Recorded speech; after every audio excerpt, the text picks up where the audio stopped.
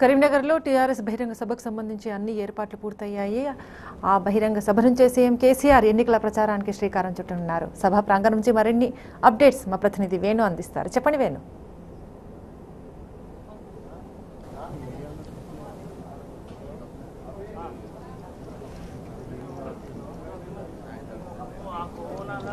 శ్రీలత, పనులని పూర్తయ్యాయి. ఇప్పటికే గ్రామీణ ప్రాంతాల నుంచి సభకు రావడానికి స్వచ్ఛందంగా ప్రతి ఒక్కరూ బయలుదేరుతున్నటువంటి పరిస్థితి. సాయంత్రం 5 గంటల వరకు మొత్తం సభా ప్రాంగణం అంతా నిండిపోతుంది. చూడొచ్చు, మనం సభా ప్రాంగణానికి సంబంధించి కూడా ఏర్పాట్లన్నీ కూడా పూర్తయ్యాయి. ఎక్కడ చూసినా గులాబీ మయంగా మారిందని చెప్పొచ్చు. కరీంనగర్ పట్టణం అంతా కూడా గ్రౌండ్ కూడా ఎక్కడ చూసినా కూడా వినూత్నమైన రీతిలో అలంకరించినటువంటి పరిస్థితి. ఎందుకంటే 2001 నుంచి కూడా కరీంనగర్ అంటేనే సెంటిమెంట్కు మారుపేరు. ఈ నేపథ్యంలో కరీంనగర్ జిల్లాలో ఏ సభ జరిగినా కూడా గ్రాండ్ సక్సెస్ అవుతుందని చెప్పడానికి ఆస్కారం ఉంది. ఎందుకంటే 2001లో కూడా నాడు ఉద్యమం కూడా ఇక్కడి నుంచే ప్రారంభమైంది. అంటే నాటి ఉద్యమ నేత నేటి సీఎం కేసీఆర్ మొదటి నుంచి కూడా కరీంనగర్ అంటేనే చాలా సెంటిమెంట్గా భావిస్తుంటారు. అంటే తెలంగాణ రాష్ట్రం వచ్చినాక కూడా 2014లో విజయం సాధించిన తర్వాత కూడా ఇక్కడి నుంచే ఇక సభ ప్రారంభించినట్టు శంకారామ ప్రారంభించిన పరిస్థితి. 2019 ఎన్నికల సైతం ఇక్కడి నుంచే ఉస్నాబాద్ ఉమ్మడి జిల్లాకు సంబంధించిన ఉస్నాబాద్లో బహిరంగ సభ ఏర్పాటు చేశారు. ఇక్కడ ఘన విజయం సాధించిన తర్వాత ఎక్కడ సభ పెట్టినా కూడా అంటే రాష్ట్రంలో మరొకసారి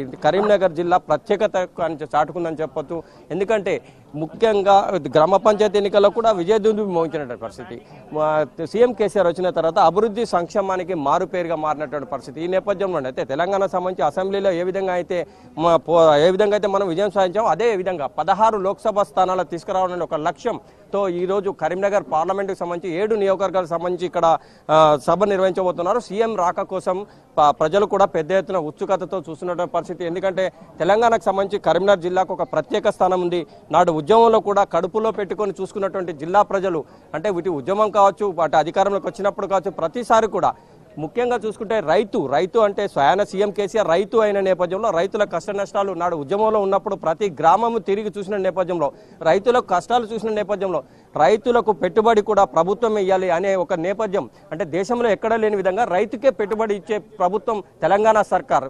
ఈ నేపథ్యంలో రైతు బంధు పథకాన్ని కూడా కరీంనగర్ జిల్లా నుంచి ప్రారంభించడం, ఒకటైతే హరితహార కార్యక్రమాన్ని కూడా కరీంనగర్ జిల్లా నుంచే ప్రారంభించడం. మొత్తం అంటే కరీంనగర్కు ఒక ప్రత్యేక స్థానం ఉంది. ఈ నేపథ్యంలోనే ప్రతిదీ కూడా ఏది ఉన్నా కూడా సెంటిమెంట్గా కరీంనగర్ నుంచే ప్రారంభమవుతుంది. శ్రీలత, చూడొచ్చు అక్కడ విజువల్ ద్వారా కూడా మొత్తం సభా ప్రాంగణం అంతా అలంకరణతో దిద్దుకున్న పరిస్థితి. సాయంత్రం వరకు ఇదంతా కూడా నిండిపోతుంది. మినిమం 2.5 నుంచి 3 లక్షల మంది వస్తారని చెప్పి అంచనా వేస్తున్నారు. అది కూడా దాటే అవకాశం ఎక్కువగా ఉంది. ముఖ్యంగా తెలంగాణకు సంబంధించి తెలంగాణ ప్రజలే కాదు, ఆంధ్ర నుంచి కూడా పెద్ద ఎత్తున సీఎం కేసీఆర్ అభిమానులు కూడా తరలివచ్చిన పరిస్థితి. ప్రస్తుతం మనకు యువనేత కెల్లి శ్రీనివాస్ యాదవ్ కూడా ఉన్నట్టు వారిని కూడా అర్థం. సార్ చెప్పండి, మీ ఇప్పుడు సభ ఉంది, అందులో మెయిన్గా విద్యార్థి లోకం పెద్ద ఎత్తున తరలి వచ్చే అవకాశాలు మనకు కనిపిస్తుంది. 16 లోక్సభ స్థానాలను చేజిక్కించుకోవడం ఒక లక్ష్యం. అందులో మీ యూత్ ఏ విధంగా సీఎం కేసీఆర్ గారికి స్వాగతం పలకబోతున్నారు? గతంలో తెలంగాణ రాకముందు తెలంగాణ ఆకాంక్షల కోసం కేసీఆర్ గారు టీఆర్ఎస్ పార్టీని ఏర్పాటు చేసిన సందర్భంగా అప్పటి నుంచి కూడా తెలంగాణ రాష్ట్రం వచ్చేవారు కూడా విద్యార్థులందరూ కూడా కేసీఆర్ గారు చేపట్టిన ఉద్యమానికి వెన్నుదన్నుగా ఉన్న చరిత్ర తెలంగాణలో ఉన్నది. అదేవిధంగా ముఖ్యంగా కరీంనగర్ జిల్లాలో కనుక చూసుకుంటే పార్టీ ఆవిర్భావం నుంచి ఇప్పటివరకు కూడా చాలా యాక్టివ్గా విద్యార్థులందరూ పనిచేస్తున్నారు. ఇవాళ తెలంగాణ రాష్ట్రం సాకారమైన తర్వాత కూడా తెలంగాణ అభివృద్ధిలో ముఖ్యమంత్రి గారు కేసీఆర్ గారు ఏదైతే ఏ పథకాలను చేపట్టినా దాన్ని ప్రజలకు తీసుకెళ్లడం విద్యార్థులు యువత కూడా చాలా ఆసక్తిగా ఉన్నారు, ముందుకు తీసుకుపోతా ఉన్నారు. ఎందుకంటే ఈ ప్రభుత్వం కూడా ఈ టీఆర్ఎస్ పార్టీకి సంబంధించిన పార్లమెంటు సభ్యులు కూడా ముఖ్యమంత్రి గారు ఏ సూచనలు తీస్తారో దాన్ని ఖచ్చితంగా తూచా తప్పకుండా ఇంప్లిమెంట్ చేస్తున్నారు. తెలంగాణ కేంద్రం నుంచి రావాల్సిన అభివృద్ధి కార్యక్రమాలు కానీ నిధుల విషయంలో మన ఎంపీలు చాలా బాగా పనిచేస్తుందని చెప్పి ఇవాళ ప్రజలు కూడా అందరూ భావిస్తూ ఉన్నారు. ఇవాళ ఎయిమ్స్ సాధించడం జరిగింది. గతంలో ఉమ్మడి రాష్ట్రంలో ఉన్నప్పుడు గత యూపీఏ ప్రభుత్వం ఉన్నప్పుడు భారతదేశానికి 7 ఎయిమ్స్లు శాంక్షన్ అయితే కనీసం ఆంధ్రప్రదేశ్ ఉమ్మడి రాష్ట్రాన్ని కూడా ఒక్కరు కూడా సాధించిన చరిత్ర గతంలో ఇవాళ మన ఎంపీలు సాధించారు. మొత్తమే అంటే మనకు సీనియర్ జర్నలిస్ట్ పివి గారు ఉన్నారు, వారిని కూడా అడిగి తెలుసుకున్నారు. సార్ చెప్పండి, అంటే ముఖ్యంగా చూసుకుంటే తెలంగాణ సర్కార్ దేశంలో ఒక అంటే పేరు ప్రఖ్యాతిగాంచినటువంటి, ఎందుకంటే దేశం యావత్తు కూడా తెలంగాణ వైపే చూస్తుంది.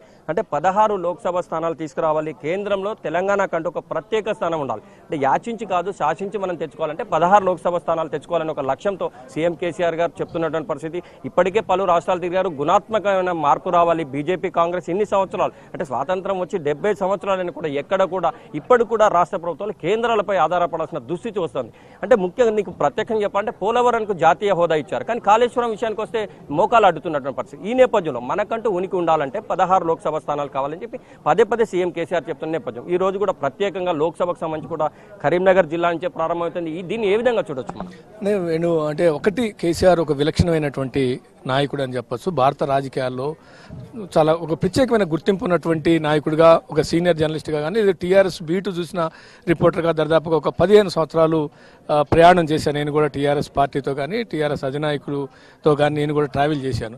అంటే ఒక విలక్షణమైన నాయకుడు, అంటే ఒక 3 సంవత్సరాల తర్వాత ఏం జరుగుతుంది అనేటువంటి, దేశ రాజకీయాలు ఎలా ఉండబోతాయి, లేదంటే ఒక 2 సంవత్సరాల తర్వాత ఎలా ఉండబోతాయి అనేటువంటి దాన్ని ముందుగా అంచనా వేసి అంచనాకు తగ్గట్టుగా అనుగుణంగా వ్యూహాలు రచించడంలో, ఎత్తుగడలు వేయటంలో ఒక రకమైనటువంటి తిట్ట. అది అందరికీ తెలిసినటువంటి విషయం, ప్రత్యేకంగా చెప్పాల్సిన అవసరం లేదు. కానీ ఆ రకంగా చూసినప్పుడు తెలంగాణ రాష్ట్రాన్ని సాధించే విషయంలో కూడా ఎప్పుడో 60 దశకంలో జరిగినటువంటి ఉద్యమం తర్వాత ఇక తెలంగాణ సాధ్యం కాదు అనుకుని చాలామంది ఉన్నారు. మళ్ళీ ఉద్యమం ఆ దశలో రాదు అనేది కూడా అంచనా వేశారు. కానీ దాన్ని ఉన్నటువంటి పరిస్థితుల్ని అంచనా వేసి 2001లో సింహగర్జన ద్వారా టీఆర్ఎస్ స్థాపించి ఆ రకంగా తెలంగాణ రాష్ట్ర సాధన ఉద్యమానికి శంకారావం పూరించినటువంటి టీఆర్ఎస్ అధినేత దానికి ఏ రకంగా ప్రజల యొక్క ఆలోచనలు ఎలా ఉన్నాయి, ప్రజల భావాలు ఎలా ఉన్నాయి, ప్రజల ఆకాంక్షలు ఎలా ఉన్నాయి, దానికి ఏం చేస్తే ప్రజల్లో మనం ఆ తెలంగాణ రాష్ట్రాన్ని సాధించవచ్చు అనేటువంటిది ఏ రకంగా అయితే మేధోమథనం చేసి అనేక మందితో గంటల తరబడి రోజుల తరబడి చర్చించి వ్యూహాన్ని రచించారో ఆ రకంగా సాధ్యం కాదు అనుకున్న వాడిని తెలంగాణ సాధించినటువంటి ఒక నాయకుడిగా,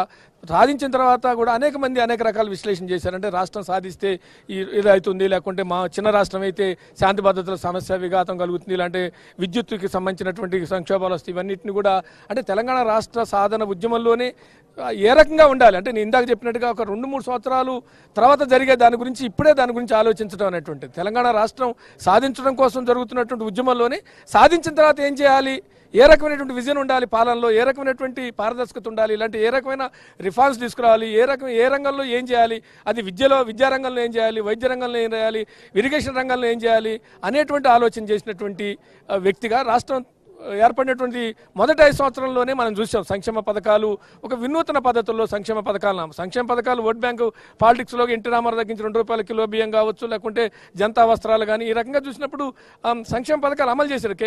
ఈవెన్ వైఎస్ కూడా అమలు చేసినటువంటి సందర్భం ఉన్నాయి, ఉచిత విద్యుత్ కానీ ఇవన్నీ. కానీ అట్లా కాకుండా ఒక ఏదైతే కులవృత్తులు ఉన్నాయో కులవృత్తులు కూడా అంతరించిపోతున్న కులవృత్తుల్లో వాళ్ళని ఏ రకంగా అభివృద్ధి తీసుకురావాలి, ఆ రకంగా సంక్షేమ పథకాలతో పాటు ఆర్థిక వ్యవస్థ ఎలా బలోపేతం కావాలి, ఆ రకంగా మొత్తం గ్రామీణ ఆర్థిక వ్యవస్థ ఏ రకంగా సంపూర్ణ వికాసవంతం కావాలి అనేటువంటి డిజైన్ చేయడంలో దానిలో భాగంగానే రైతు సంక్షేమం గురించి ఆలోచించి రైతు బంధు తీసుకురావడం ఇవన్నీ చూసినటువంటి వ్యక్తిగా ఇవాళ దేశంలో జరుగుతున్న పరిణామాలను కూడా ముందుగా అంచనా వేసి 2014లో ఉన్న ఫలితాలు 2018లో ఉండవు అని అంచనా వేసినటువంటి వ్యక్తే ఫెడరల్ అనేటువంటి దాన్ని ముందస్తు ఎన్నికలకు పోవడానికి ముందే ఫెడరల్ ఫ్రంట్ అనేటువంటి దానికి ఒక రూపకల్పన చేశారు. ఎందుకంటే జాతీయ రాజకీయాలు ఏ రకంగా ఉండబోతాయి అనేటువంటి దాన్ని సంవత్సరం తర్వాత జరిగే పరిణామాన్ని ముందుగా అంచనేసినటువంటి విలక్షణ నాయకుడిగా ఇవాళ ఇక్కడి నుంచి మరొక శంకారావం ఎందుకు పూరించబోతున్నారు అని అంటే ఇవాళ మరొక యుద్ధానికి మరొక ఫెడరల్ స్ఫూర్తితో ఇవాళ జాతీయ రాజకీయాలు నడవాలి, ఆ రకంగా కేంద్ర రాష్ట్ర సంబంధాలు ఉండాలి, ఆ రకంగా కేంద్రంలో ఒక మోసపోసిన పద్ధతి నుంచి స్వస్తి చెప్పాలి, ఒక కొత్త రిఫార్మ్స్ తేవాలని ఒక ఆలోచనే ఇవాళ ఒక బీజంగా కనపడుతుంది మనం చూస్తే కనుక విశ్లేషించుకుంటే. ముఖ్యంగా రాబోయే రోజుల్లో సంకీర్ణ ప్రభుత్వాలదే ఆధిపత్యం ఉంటుంది. సంకీర్ణ ప్రభుత్వంలో టీఆర్ఎస్ పార్టీది అంటే కేంద్రంలో ఒక కీలక పాత్ర కాబోతుంది అనేది ఒక స్పష్టమైనట్టు. ఇంకోటి తెలంగాణ రాష్ట్రం వచ్చే ముందు కిరణ్ కుమార్ రెడ్డి ఒకటే చెప్పాడు, తెలంగాణ వస్తే చీకటి అవుతుందని చెప్పారు. కానీ ఈ రోజు సీఎం కేసీఆర్ దాన్ని పటాపంచలు చేసి 24 గంటల కరెంట్ ఇవ్వడం ఒక ఎత్తు అయితే వ్యవసాయం దండుగని చెప్పినటువంటి ముఖ్యమంత్రులు కూడా ఉన్నారు. కానీ వ్యవసాయం దండుగా పండుగని చూపెట్టినాడు. అంటే దేశం యావత్తు తెలంగాణ వైపు చూస్తున్న నేపథ్యంలో ప్రస్తుతం ఉన్న పరిస్థితుల్లో ఈ 16 సీట్లను తప్పకుండా తీసుకురావాలని చెప్పి ప్రతి ఒక్కరు కూర్చేస్తున్న నేపథ్యం మనకు 16 సీట్ల దాని కేంద్రంలో ఏ విధంగా ఉండబోతోంది టీఆర్ఎస్ పార్టీ? అంటే ఇప్పుడు మనం చూసాం మొన్న 2014లో వచ్చిన ఫలితాలుకి ముందు యూపీఏ 1 చూసాం, యూపీఏ 2 చూసాం, అంతకుముందు నేషనల్ ఫ్రంట్ చూసాం. అంటే సంకీర్ణ యుగం నడిచింది చాలా కాలం, ఒక 30 సంవత్సరాల పాటు సంకీర్ణ యుగం నడిచింది. మళ్ళీ ఇప్పుడు సంకీర్ణ యుగమే నడుస్తుంది అనేటువంటిది అనేక సర్వేలు చెబుతున్నాయి. వాతావరణం కూడా ఆ రకంగా మనం ఇటీవల జరిగిన రాష్ట్ర ఎన్నికల ఫలితాలు కూడా చూసాం. ఇది ఇద్దరు ముఖ్యమంత్రి ఎంపీలు ఉన్నటువంటి వాళ్ళు, 4 ఎంపీలు ఉన్నటువంటి వాళ్ళు, మనం డిఎంకే ఏ రకంగా సాధించుకుందో, లేకుంటే మాయావతి ఏ రకంగా సాధించుకుందో, లేదంటే మమత ఏ రకంగా సాధించుకుందో, అంటే 5, 6, 3, 4 ఎంపీలు ఉన్న వాళ్ళు కూడా వాళ్ళ రాష్ట్రానికి రైల్వే బడ్జెట్ సందర్భంలో రైల్వే మంత్రిగా ఉన్న వాళ్ళు ఏ రకంగా తమ రైల్వే లైన్లు ఎలా తీసుకెళ్లారో ఇవన్నీ మన కళ్ళ ముందు ఉన్నటువంటి ఉదాహరణ లేదు. ఏదో ఎవరో చెప్పాల్సిన అవసరం లేదు, దానికి ప్రత్యేకంగా విశ్లేషణ చేసుకోవాల్సిన అవసరం లేదు. కాబట్టి ఈ నేపథ్యంలో సంకీర్ణ యుగంలో 16 మంది ఎంపీలు ఉంటే 16 మంది ఎంపీలు కూడా అనేక సాధించవచ్చు. ఇప్పుడు కేటీఆర్ గారు వర్కింగ్ ప్రెసిడెంట్ చెప్పేది పదే అదే, 2 ఎంపీలు ఉంటే కూడా మనం తెలంగాణ సాధించుకోగలిగినప్పుడు 16 ఎంపీలు ఉన్నప్పుడు ఎన్నో నిధులు తీసుకురావచ్చు అనేటువంటిది. అందుకని సంకీర్ణీయంలో ప్రతిదీ కౌంట్ అవుతుంది. 5 10 మందా 15 మందా 16 మంది. ఈ 16 మందికి రేపొద్దున ఫెడరల్ ఫ్రంట్ లో భాగంగా మమతా యాడ్ కావచ్చు, లేకుంటే కరుణానిధి మన డిఎంకే యాడ్ కావచ్చు, లేదంటే ఇంకా ఇతర అఖిలేష్ యాదవ్ యాడ్ కావచ్చు, లేదంటే Orissa add JDS Biju Janata Dal add కావచ్చు. ఇవన్నీ యాడ్ అయిన తర్వాత ఆటోమేటిక్గా ఒక కేంద్ర రాష్ట్ర సంబంధాలు, ఫెడరల్ స్ఫూర్తి ఏదైతే చెప్తున్నారో ఒక మోసపోసిన పద్ధతి నుంచి బయటపడాలి, కొన్ని రిఫార్మ్స్ తీసుకురావాలి, ఆ రంగా అనేక విషయాల్లో కేంద్రం పెత్తనం పోవాలి అనేది అవన్నీ మన రాష్ట్రానికి రావాల్సిన నిధులు ఒక భాగం. అంటే మనం కనుక 16 గెలుచుకుంటే మనం జాతీయ హోదా తెచ్చుకోవచ్చు, లేకుంటే రోడ్లు తెచ్చుకోవచ్చు, జాతీయ రహదారులు తెచ్చుకోవచ్చు, రైల్వేలు తెచ్చుకోవచ్చు. ఇవన్నీ ఒక భాగం అయితే ఇది కాకుండా దేశంలో కూడా ఒక మార్పు తీసుకురావాలనేటువంటి ఆలోచనలో భాగంగానే ఇవాళ టీఆర్ఎస్ ఆ వైపుగా ప్రయాణం చేస్తుందని అనిపిస్తుంది. ఓకే, మళ్ళీ మాట్లాడదాం పివి. అంటే మొత్తం మీద చూసుకుంటే అంటే మనకంటూ ఉనికి ఉండాలంటే తప్పకుండా 16 లోక్సభ స్థానాలు తీసుకొచ్చినప్పుడే అంటే కాళేశ్వరం లాంటి దానికి జాతీయ ప్రాజెక్టుగా తీసుకొచ్చుకునే అవకాశం ఉంటుంది. మనకు కేంద్రంలో యాచించి కాకుండా శాసించే అవకాశం మనకు ఉంటుంది. కనుక 16 లోక్సభ స్థానాలు తెచ్చుకున్నప్పుడే మన ఉనికి మనకు ఉంటుందని చెప్పి పివికి చెప్తున్నట్టు సీనియర్ జర్నలిస్ట్ చెప్తున్న పరిస్థితి. ఏదేమైనా కూడా మొత్తం మీద సాయంత్రం 5-6 గంటల వరకు సభ ప్రాంగణం అంతా నిండిపోతుంది. సీఎం కేసీఆర్ ఇచ్చే విలువైన సందేశం కోసం ప్రతి ఒక్కరు కూడా వేచి చూస్తున్నటువంటి పరిస్థితి. ఇప్పటికే గ్రామీణ ప్రాంతాల నుంచి స్వచ్ఛందంగా ప్రతి ఒక్కరూ తమకు కేటాయించిన వాహనాలు కావచ్చు, ద్విచక్ర వాహనాలు కావచ్చు, పెద్ద ఎత్తున స్వాగతం పలికేందుకు మహిళలు కూడా ఇటు తెలంగాణ సంస్కృతి సాంప్రదాయాలతో ఇటు ముందస్తుగా ఏర్పాటు చేసుకున్న పరిస్థితి మనకు కనిపిస్తుంది. శ్రీలత, ఇది ఇక్కడ పరిస్థితి. Vote studio.